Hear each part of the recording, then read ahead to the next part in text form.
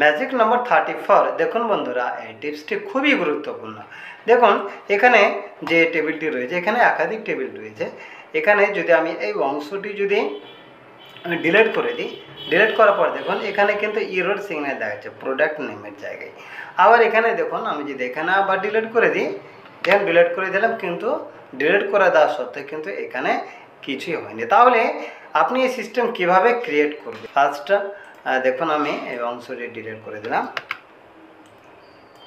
তারপরে দেখুন এখানে আইডি নাম্বারগুলি আমি নিয়ে চলে এলাম।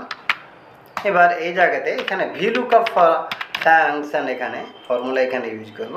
তারপরে দেখুন লুকআপ ভ্যালু হচ্ছে এই সেলটি, তো অর্ডার আইডিকে এখানে ইন্ডিকেট করে নিয়ে আসবো। তারপরে কমা দিলাম, টেবিলারে হচ্ছে এই টেবিলটি সিলেক্ট করে দিলাম। তারপরে দেখুন কমা দিয়ে দিলাম। কমা দেওয়ার পরে এখানে কলাম ইন্ডেক্স নাম্বার চাইছে, কলাম ইন্ডেক্স নাম্বার। এখানে প্রোডাক্ট নেম হচ্ছে 2 নম্বর কলাম এবং প্রোডাক্ট আইডি নেম হচ্ছে 1 নম্বর। তো যেহেতু আমি এখানে প্রোডাক্ট নেম চাইছি, তাই এখানে প্রোডাক্ট নেম হচ্ছে 2 নম্বর, এখানে কলাম, তাই 2 দিলাম।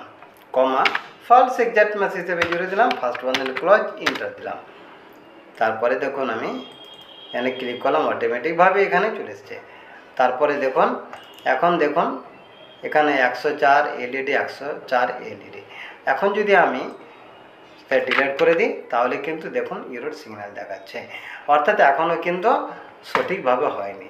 তাহলে এখানে দেখুন আমি এই ভ্যালুটিকে ভিজুয়াল করে দিলাম। তারপরে এই যে অংশটা ছিল এখানে টেবিলের, এই টেবিলের এই অংশটা দেখুন F9 প্রেস করলাম। সিলেক্ট করার পর আর কি, যে F9 কি প্রেস করার পর কিবোর্ডের কন্ট্রোল কি চেপে ধরে ইন্টার কি প্রেস করে দিলাম। দেখুন এখন আমি এবার দেখুন এখন যদি আমি ডিলিট করে দিই, তারপরও কিন্তু এখানে থেকে যাচ্ছে। তাহলে আশা করছি ভিডিওটি আপনার খুবই কাজে লাগবে। এরকম অসংখ্য টিপস পেতে আমার চ্যানেলটি সাবস্ক্রাইব করুন, লাইক শেয়ার ও কমেন্ট করুন এবং নিয়মিত ভিডিও পেতে নোটিফিকেশান অন করুন।